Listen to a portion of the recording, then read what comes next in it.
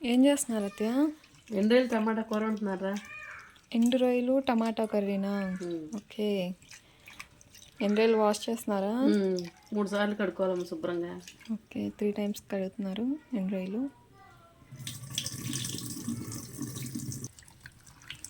Welcome to Kshatriyas వంటింటి రుచులు. అందరూ ఎలా ఉన్నారు? బాగున్నారా? సో ఎండు రొయ్యలు అయితే 3 టైమ్స్ వాష్ చేసుకుని కొన్ని వాటర్ వేసుకుని పక్కన పెట్టుకున్నాం. ఈలోపు స్టవ్ ఆన్ చేసుకుని కర్రీ స్టార్ట్ చేద్దాం. ఆయిల్ అత్తయ్య ఎంత వేస్తున్నారు? 2 గంటలు వేస్తుందంట. 2 స్పూన్స్ ఆయిల్. పెద్దగా ఉంది.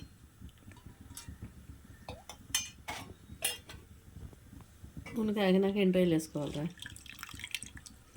నూనె వేడైన తర్వాత కడుగు పెట్టుకుని ఎండు రొయ్యలు వేసుకోవాలి ఫస్ట్.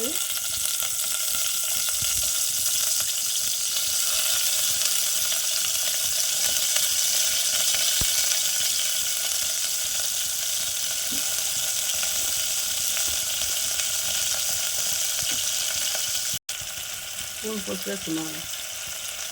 1 టీ స్పూన్ పసుపు మిక్స్ చేసుకున్నాం.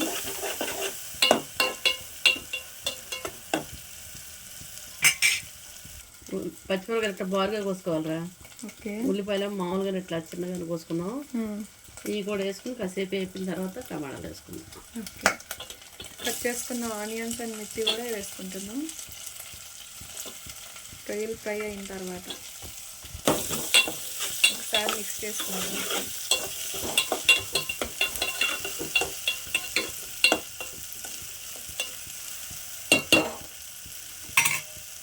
ఎన్ని నిమిషాలు ఉడకాలి అత్తయ్య?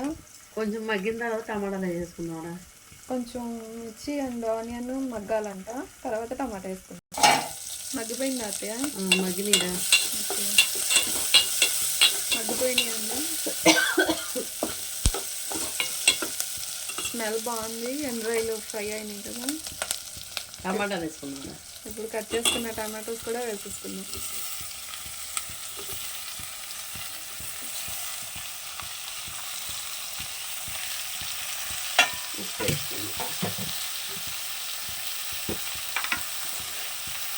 కళ్ళుప్పు వేసుకుందాం.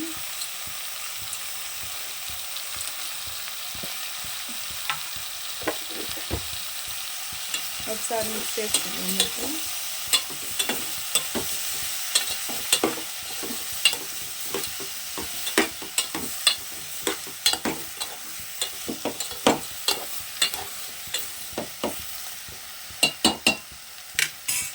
ఇవి కూడా మగ్గాలమ్మా. ఓకే, మగ్గిందా అత్తయ్య? మగ్గుతుంది కానీ ఇంకా మగ్గాలరా. కొంచెం మగ్గాలి. ఓకే.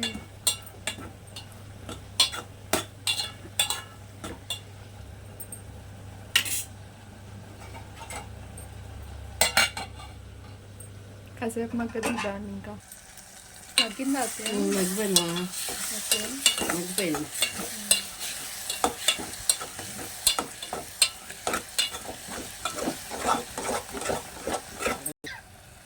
కారం వేసుకున్నా. 3 స్పూన్లు వేసుకున్నాను. 3 స్పూన్సా?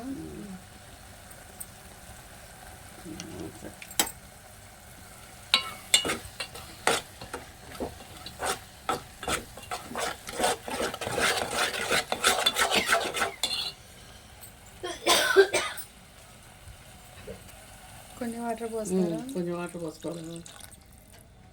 చింతపండు పులుసు అయ్యేమో అవసరం. టమాటాలు వేస్తే, వంకాయలు వేసినా కూడా అవసరం.